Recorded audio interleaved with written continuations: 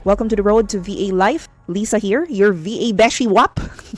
I am a freelancer, consultant, and runner. O niya, sa kadugayon na nako sa pagka-virtual assistant, hapit na ko mag 20 years, guys. Hello. Pag-ana na lang ninyo akong edad. Kung muingon ko, hapit na ko mag 20 years as a virtual assistant, kamo na like calculate kung pilay edad ni Inday Lisa. So, in the almost 20 years sa ako ang pagka-virtual assistant, freelancer, o consultant, daga na pud kaayo ko ang nakitaan nga, lami kay sugod kay na-hire na sila, pero after 1 month, nahanaw man, murag bula, murag wala naman ganahi. Nawagtang ang dasig, murag imong ex nga nag-change of commitment settings sa inyong relationship.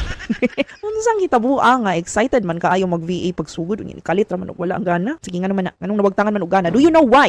Kay a lot of new virtual assistants who come into this career, this line of work, kay abi nila nga aesthetic rang desk setup, nindot kay computer, nindot kay headset, di ba? Kuan ergonomic chair, di ba? Aesthetic kayo, magkapi-kapi ra. Nagtuo sila nga ingon ana ang VA life, pero actually dili. So kani musulti lang gyud ko sa tinuray, dili na siya. That's not what virtual assistant life is all about. Now, before you quit your job, before ka mupalit og bagong laptop, or before ka mo register sa akong free bootcamp, by the way, the link is in my profile. Before ka mo decide nga mag virtual assistant ka niya, muundang na ka sa imong corporate job, stop lang sa, pause lang sa, you need to ask yourself these 5 questions. Kani nga 5 questions i-ask sa imong kaugalingon, unya tubaga gyud to the pinaka-honest level ang kaniyang mga questions ha, kay para dili ka ma-shot sa taro nga ay hilaingon ani dining VA life, di ba? Para di ka ma-shock sa kanang kung unsa ang life as a freelancer. Okay, so here, question number 1. Are you ready to be your own boss? Unya, sige, are you really ready to be your own boss? Kay basin mo ingon ka nga, yes, Lisa, mabitaw gusto ko mag-VA para walay magsigigmandar nako. Langga. Sultihan di ka sinod ha. Okay. Being your own boss means ikaw ang CEO, ikaw ang secretary, o ikaw ang janitor. Okay? Walay mo tap nimo sa imong shoulders para mo ingon nga, huy, alas OT na, trabaho na. So, since you are your own boss, and if tapulan ka, wala po kay sweldo. If wala kay disiplina, wala kay career. So, pangutana imong self, are you disciplined enough to work maski walay nag-supervise nimo? Okay? I-assess gyud og tarong. Are you ready to lead yourself? Kay kung ikaw mismo dili nimo madala og disiplina imong kaugalingon, unsaon na lang nimo pagdala sa negosyo sa imong client, di ba? If you become a virtual assistant, there are clients who would assign you with more than one task, more than one project, or more than one job at a time. Naapoy clients nga mahimo kang round nga virtual assistant ba. Okay? So hunahunaan na if you have the discipline sa imuhang kaugalingon, kaya ba nimo to be your own boss? Okay? Adita sa question number 2, can you handle the graveyard shift? Okay, so makaingon yung ko nga daghan ganahan og dollar ang sweldo. Common man kay na nga. Gusto ko mahimong dollar earner. Okay? Sige, ganahan ka og dollar nga sweldo pero dili ka ganahan mo mata og alas 12 sa tungang gabi. Munta na nganong graveyard shift man gyud, Lisa ngano man. Dili day pwede mag morning shift. Well, actually, daghan nga naay mga VA work opportunities nga day shift pero daghan manggug kaayo mas common ang VA opportunities nga ang client is in the Western Hemisphere. Canada, US. So, if imong kliyente is in that time zone, mapugos ka. That is if they want you to log in, log out na ay specific duty hours ha, nga mo duty ka for them. Kay mapugos yung ka o graveyard shift. Kay musabay man ka sa ilahang time zone. But again, naapoy mga clients nga wala sa Western Hemisphere na adiri sa Australia. Ibutan na to, imong client is Australian. Duol-duol ang time zone sa Pilipinas. Okay? But again, many opportunities and high-paying clients are from the US or even the UK. So, ang question is, you ask this yourself before you quit your job right now and shift to being a work from home or virtual assistant nga kuan nga career. You ask yourself, are you physically and mentally prepared na matulog ka samtang ang tibuok kalibutan nagmata? Okay? Ready ba ka ana? O ready ba ka nga mumata samtang ang tibuok barangay naghagok? Okay ra ka ana. So if you are okay, good for you. Pero sultihan ti ka dili ni siya sayon ha. Kay sacrifice pud imuhang social life. And if you ask me, I was ready for this part kay gikan man gud ko og call center before. So nakasuway ko og graveyard shift gyud. Naanad ako ang lawas. But if ikaw mo pay first time nimo mo try og graveyard shift, really ask yourself if you are ready for that shift sa oras. Just be prepared. Maura na ako ang masulti. Okay? But then again, you can always take gigs with a flexi schedule, or if you can take on clients who allow you to work autonomously, swerte, that's good. Depende rin yun na sa sabot ninyo ni client, basta ayaw lang og pag-expect og 8 a.m. to 5 p.m. nga day job dayon imuhang makuha ha. Dili mangutanan ingon ana. So I'm trying to set your expectations here nga very likely if you apply for a VA job basin adto ka sa graveyard kay if US or UK imuhang kliyente. Okay? Okay. So arita sa question number 3, to ask yourself before you decide to become a virtual assistant. Here is the question. How do you handle rejection? This question is very important because when you apply for VA roles, okay, dili man ni siya apply ka usaw niya dawat dayon. Dili man siya ingon ana, okay? Ma-reject ka, kalima, kanapulo, ka 20. Na ay mga client nga i-ghost ka human sa interview. Like after interview dili na sila mo contact balik ninyo. Nya naagali uban pod nga i-ghost ka after onboarding, so nagsugod na kag buhat og task ka. Nya kalit lang ang client dili na mo contact ana. So naay degree of instability, I guess you could say that, nga kanang dili man good siya sure nga madawat dayon ka. Okay? So naay mo uban nga mo ingon nga you're not a good fit, unya dili nakasweldoan. Ana, like I've seen these reels going around na i-record nila ilahang video call with a client nga gi-fire out sila. Unya mo ana sila nga dili gyud stable ang career as a virtual assistant. That is really true, kana siya tinuod. From time to time ang kliyente kay tungod they are mostly small businesses man good. Okay? Dili sila dako nga corporation nga naay taas kayong PC or daghan kayo og funds nga makasustain sila og kanang employee count nga ingon ana kadako. Dili, these are mostly small business owners or startups. So dili pa gyud siya sure kayo ang funding for them nga makasweldo sila, magdepende sa ilang revenue. So from time to time you may get clients nga project basis ra after 3 months kay you have to look for another client, di ba? Yan napoy uban nga ingon nga yes, I want to keep you for long term, pero after 5 months kay malugi pud siya sa iyang negosyo, di na siya kasweldo nimo. Ang imo siyang tukon kay para sweldoan ka, di man imo siya pwede kuan mo pliti lang gyud ka ngadto sa mo adto kag US para imong tukon ng client nga asa akong sweldo, di ba? Di makakabuhat ana. So expect nga the clients that you have for now in 3 months mausab na ang kung kinsa imong mga clients. Kung you have a long-term client nga sige gyud ilang income, okay? Unya sige ilang revenue nga enough nga makasweldo and to maintain you, you're very very lucky. So consider yourself very blessed if you have clients like those. Okay? Pero again, you have to consider nga taas ang risko sa pagka-reject. So you need to evaluate yourself if ready ba ka for rejection and can you handle it? Are you ready for the heartbreak? If dali ra kayo ka ma-down imuhang self-esteem, sultihan ti ka karon nga kinahanglan nimo ubaga nga naong.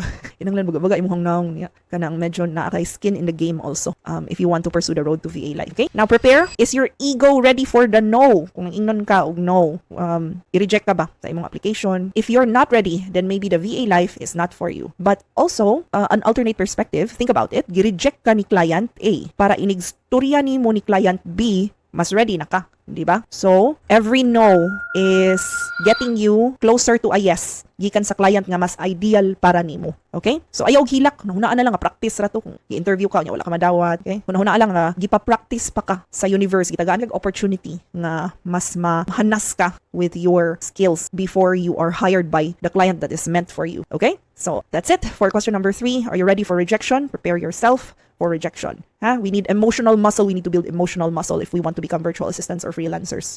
Kana gyud siya. Okay, let's go to question number 4 that you need to ask before you decide to become a virtual assistant. Do you have a learning or a static nga mindset? Do you have a learning versus a static mindset? So ako siya i-explain ha kay in the online world, if you're a virtual assistant or freelancer, your work is online, ang tools nga imuhang mga gigamit karon, okay, kanang mga apps nga imong gigamit karon, ifa kang AI nga mga tools nga imong gigamit karon, basin karaan na siya next month kay naay bag-ong gi-release nga bag-o nga version or bag-o nga competitor nga app or tool, kay so mag-usab-usab. So dili pwede na mo ana ka kanira gyud akong nahibaw-an, mao ra gyud ni ako ang stick to skills, dili na ko mag-explore, okay? Dili na siya pwede ingon ana ha. Ginoo ko, good luck na lang nimo kung bilin gyud ka sa biyahe. Kung di ka willing mo learn og new tools, new apps, new systems, my goodness, asa na lang ka po niton.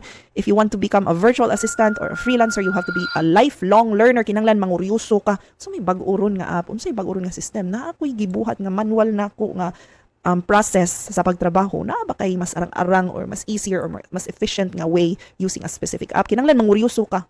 Ingon ana. Okay? You need to be a learning VA, not a static mindset nga VA. So kung ready ka mo explore og bag-ong mga platforms, maski walay mo tudlo nimo, kay dili ba nga ang mag-apong nimo mong kliyente nya ina, sige, tara mao ni atong buhaton ha, you have to learn this, i-handholding ka, no, dili yun, you have to learn on your own. Walay mo tudlo nimo most of the time. Swerte na lang ka kung naa kay group of VA friends or kanang na kay mga kaila who also have the same niche or they serve similar clients as you, pwede mo maghim o group chat, unya pwede ka mangutanan nila, bay, nakasuway ka ingon ani nga app, na ibag kuan sa version nga gi-release, nakasuway mo ingon ani. So nakay mapangutanan, swerte na kaayo kung naa kay ingon ana nga grupo. Pero most of the time, you have to learn on your own. So as early as now, pagkat-on og self-learn, pagkat-on og practice, disiplina ra gyud na. Okay? Walay substitute sa disiplina. Okay.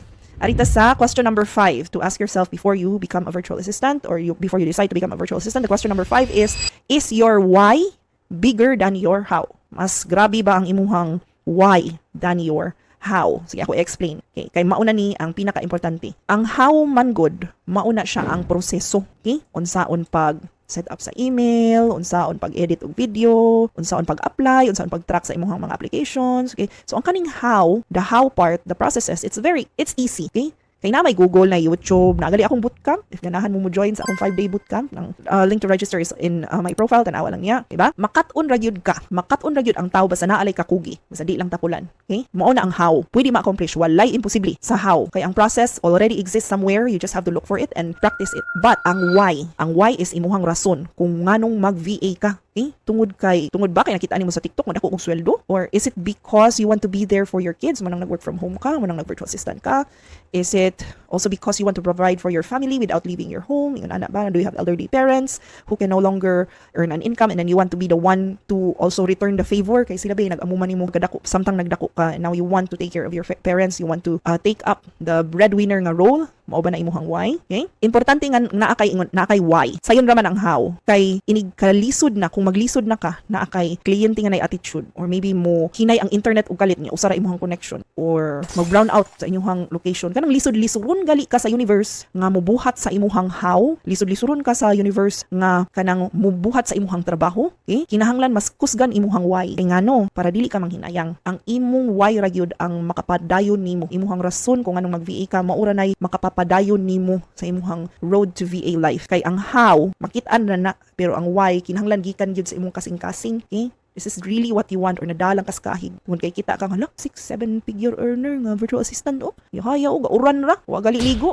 6 figure, 7 figure earner. Tingali wa ninyo makitaan, maybe that person nga nagpost nga 6 figure earner na siya, maybe grabe pud iyahang why. Maybe siya may nagbuhi sa iyahang pamilya. Maybe he or she also wakes up early in the morning at dawn to learn a new app or learn a new tool. Nag-upskill sila. Di na nila i-post. Ang ilang i-post is nga, muna ni akong kita, 6-figure earner na ko.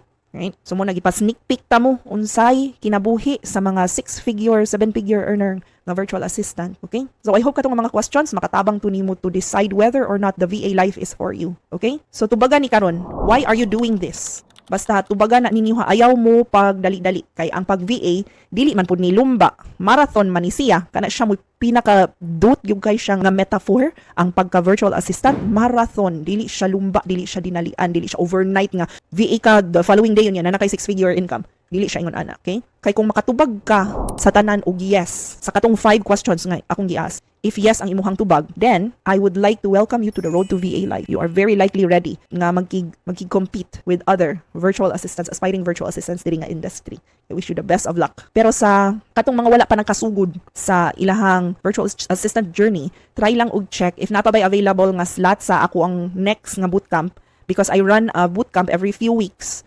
For those who are serious about this career, gusto mo join sa VA life, okay? So mag-unsa man ta sa bootcamp, kasi mo unsa man ang bootcamp ni mo Lisa. Okay, so tara, I will set your expectations. You need to expect that there will be tough love, okay? I will tell you the truth.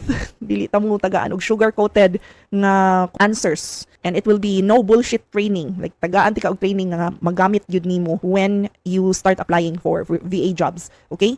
The bootcamp is also free. Walay bayad. 5 na kaadlaw nga magtigi ta sa imuhang resume, sa imong portfolio, o sa imuhang mindset. Ato pong i-fix imuhang mindset para ready ka sa VA life. So, muna mahitabo sa ato ang bootcamp, guys. Hi, if you want to join. Okay? Unya, ang point man good is, aron inig next interview nimo, dili na ka magkurog. Maunang kuan point sa ako ang paghatag nimo sa bootcamp. If you join the bootcamp, the goal is for you to be prepared for applying to VA jobs and interviews nga dili ka makulbaan. Right? The link to register is on my profile. Tanawa lang ninyo na added to ang tanan details. I hope to see you in my next bootcamp and also my next episode sa Road to VA Live. Thank you for subscribing. Have a wonderful day.